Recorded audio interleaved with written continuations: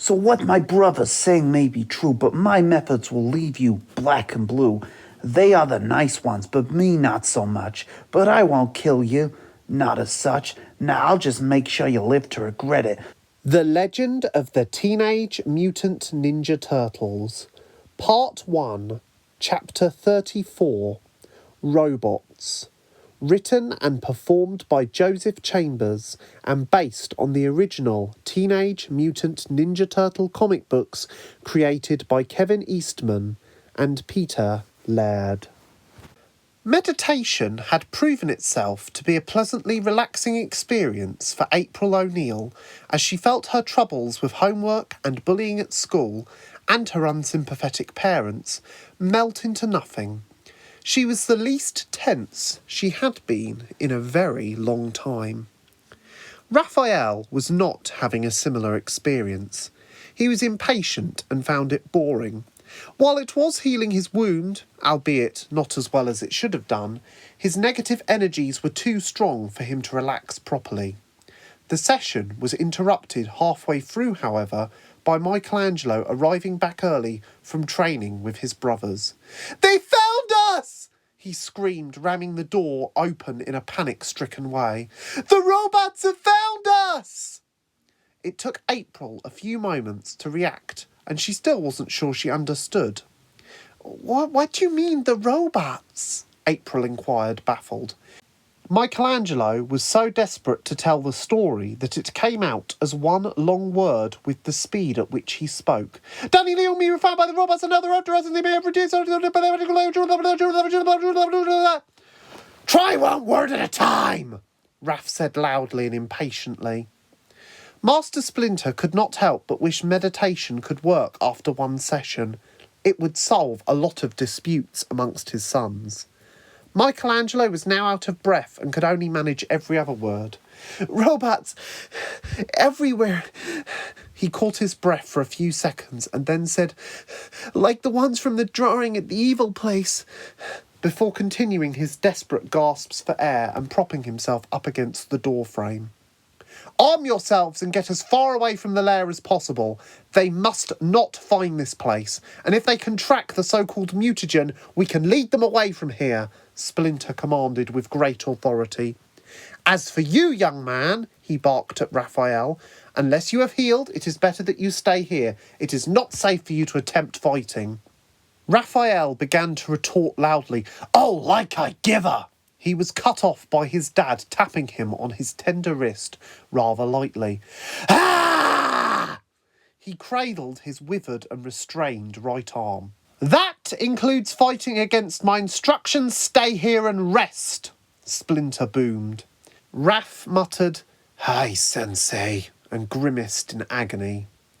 After running in the dark for what seemed like forever, Michelangelo, April and Splinter reached a metal stepladder to the surface. Leonardo swiftly pulled Michelangelo and April into the shadows behind the ladder, whilst Donatello grabbed Splinter. April somehow held back the urge to screech with shock. She was starting to get desensitised to jump scares. Leonardo began to whisper, "Okay, here's the deal." He glared at April. "You are going back home. You're not a proper ninja, and quite honestly, a risk to the group if you mess up." Splinter interjected. "April will not be safe in the sewers if she leaves us now. We need to protect her." "No, we don't. In what way is she our problem?" Michelangelo added to the argument against Leonardo with, "Have a heart, man. She's not." Flashing red lights and a metallic stomping interrupted Michelangelo. "Everyone split!" Splinter commanded. Each member of the group hurriedly dived down different tunnels. Michelangelo jogged left at the next junction and met a dead end as he was cornered by 5 robots. He panicked at first, but then brought his left nunchuck out of his belt and swung it from behind him to in front of him in one swift movement that smashed the heads of 3 out of the 5 metal monsters that surrounded him. The other 2 bent their animal-like legs low to avoid the nunchaku. The robots then decided to attack Michelangelo, one on each side, which resulted in him doing a jumping split kick to knock both of their heads off with his feet. "Booyakasha!" he yelled triumphant, and giving a small but richly smug grin. Donatello was not struggling to run out of metal machines of mortal peril. He was far faster than them and had managed to skewer one of them on the end of his bow. Having said this, he still had 9 on his tail and was running out of energy. Either he would have to hope they would run out of whatever fuel they ran on before he did, or he would have to turn around and fight them. He raced around a corner and splashed through a puddle. He half hoped the robots were not waterproof, but alas, they kept following him at an unaltered pace. Hang on. What happens when a machine overloads? Usually, a fuse attached to a live wire in the appliance will blow if said appliance is strained with too much current. So if Donatello could increase the current entering the robots, he could potentially shut them off for good. But how does one introduce a new source of energy? Meanwhile, Master Splinter was incredibly fearful for his students and his own safety.